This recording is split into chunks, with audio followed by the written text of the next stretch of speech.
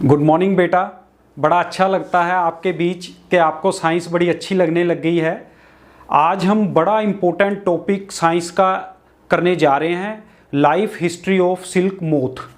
बेटा बहुत सारे बच्चे, ये बहुत इम्पोर्टेंट टॉपिक है। अगर आप किसी कम्पिटिटिव एग्जामिनेशन की तैयारी कर रहे हैं, ओलंपियाड की तैयारी कर रहे हैं या अपनी क्लास एग्जामिनेशन की तैयारी कर रहे हैं, तो बहुत इंपॉर्टेंट बेटा ये टॉपिक है, life history of silk moth. आमतौर पे ही बच्चे बेटा क्वेश्चनिंग करते हैं, वो कंफ्यूज हो जाते हैं कि अलग अलग इसकी कौन सी स्टेजेस हैं, क्या है, हमें समझ नहीं आता।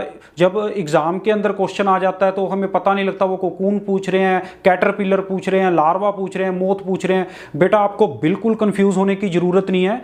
अगर आपने इस वीडियो को लास्ट तक देख लिया तो मैं पूरी गारंटी लेता हूँ कि आपको लाइफ हिस्ट्री ऑफ सिल्क जो मोथ है, सिल्क वोम है, कंप्लीट आ जाएगा। आज के बाद आप इसको पूरी लाइफ कभी भी नहीं भूलने वाले।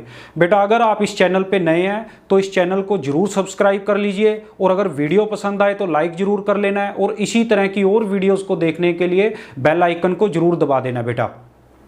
तो सिल्क, बेटा जो सिल्क है इसको सिल्क वोम से लेना, यानी कि rearing of silk worms to obtain silk is known as sericulture. इस प्रोसेस को सेरीकल्चर कहते हैं, सिल्क वॉर्म्स को पालना। सेरीकल्चर एंड मोरीकल्चर, यानी कि सिल्क वॉर्म्स को पालने को सेरीकल्चर और मोरीकल्चर कहते हैं।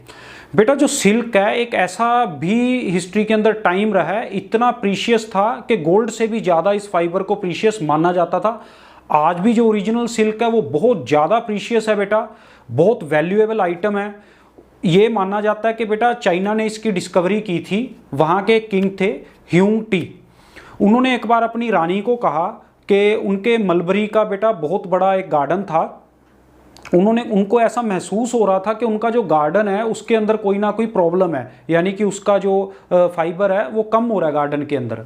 तो उन्होंने अपनी रानी को बेटा कहा कि आप जो डैमेज हो रहा है उसको चेक करके आइए, ये डैमेज क्यों हो रहा है।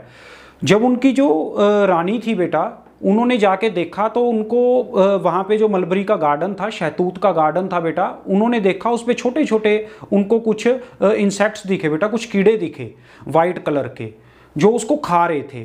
तो बाय चांस ही जब वो उसको ऑब्जर्व कर रहे थे तो उनके पास एक ये माना जाता है कि टी का कप था। तो वो जो वॉर्म्स थे उनके आसपास कोई फाइबर था बेटा, वो फाइबर वहाँ से एक लीव के ऊपर से गिर के उनकी टी के अंदर चला गया बेटा। उस टी के अंदर जाके वो फैल गया। ये माना जाता है कि वहाँ से उन्होंने डिस्कवरी, वो बहुत इंटेलिजेंट थी बेटा जो रानी थी, वहाँ से उन्होंने जो डिस्कवरी ऑफ सिल्क है वो कर ली, और बहुत सालों तक इसको सीक्रेट रखा बेटा। जिस रूट से चाइना के जो व्यापारी है वो पूरे अलग दूसरे वर्ल्ड के अंदर अलग कंट्रीज को सिल्क प्रोवाइड करते थे, आज भी उस रूट को बेटा सिल्क रूट कहा जाता है। तो life history of silk moth क्या है, कैसे ये बनता है बेटा, यहाँ से हमें पता लग गया कि शहतूत के पत्ते यानी कि मलबरी के जो लीव्स हैं उस पे ये सिल्क मोथ यानी कि जो वहाँ से हमें सिल्क जो फाइबर है वो मिलता है। तो सबसे पहले इसकी लाइफ हिस्ट्री में होता है बेटा moth, female moth. Female moth क्या करता है, हंड्रेड्स ऑफ एग ले करता है बेटा, यानी कि वो हंड्रेड्स ऑफ एग देता है किसके ऊपर, मलबरी लीव्स के ऊपर बेटा। तो वहां पे इस तरह की कंडीशंस, प्री कंडीशंस होती हैं बेटा, वहीं पे बनता है। एक स्पेसिफिक उनको टेम्परेचर मिलता है, स्पेसिफिक ह्यूमिडिटी मिलती है, और उन जो एग्स को जो एग्स हैं वहाँ पे उसको जो मलबरी लीव्स के ऊपर जब प्री कंडीशंस मिल जाती हैं तो एग से बेटा कैटरपिलर बन जाता है। उसको लार्वा भी कहते हैं, सिल्क वोम भी कहते हैं, आपने कंफ्यूज नहीं होना। मोथ ने क्या दिया, एग्स दिए, एग से क्या बन गया, कैटरपिलर। कैटरपिलर बेटा मलबरी लीव्स के ऊपर रहते हैं। वो क्या करते हैं, जो मलबरी लीव्स हैं उनका मेन फूड है, वो उस फूड को लेते रहते हैं, बहुत ज़्यादा क्वांटिटी में वो मलबरी लीव्स को खाते रहते हैं बेटा। ये प्रोसेस कई दिन तक चलता है, 25 to 30 डेज तक वो मलबरी लीव्स को ईट करते हैं। उसके बाद बेटा वो क्या करते हैं, उनकी जो अगली स्टेज शुरू होती है कैटरपिलर के बाद, वो होती है कोकून। बहुत सारे बच्चे कंफ्यूज होते हैं कि जो सिल्क है वो सिल्क वोम को मार के लिया जाता है। नहीं बेटा, सिल्क वोम को नहीं मारा जाता। असल में वो जो कोकून है वो कैटरपिलर क्या करता है, वो अपने माउथ से कुछ प्रोटीन्स को सीक्रेट करता है बेटा, कुछ प्रोटीन्स को वो निकालता है अपने माउथ से, और एट की तरह घूमता रहता है, जैसा 8 न्यूमेरिकल वर्ड है उसकी तरह घूमता रहता है।